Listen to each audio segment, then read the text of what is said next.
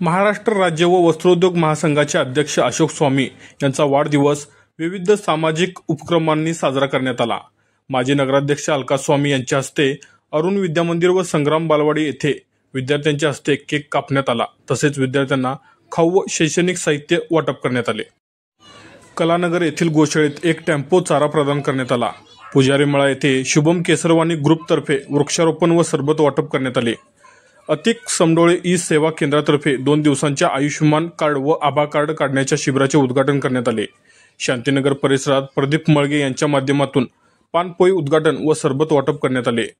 व्यंकटेश्वरा सहकारी सूतगिरणी येथे अन्नदानाचा उपक्रम घेण्यात आला। अब्दुल्लाट येथील अनाथालय असलेल्या बालोद्यानात एक वेळची भोजन व्यवस्था करण्यात आली।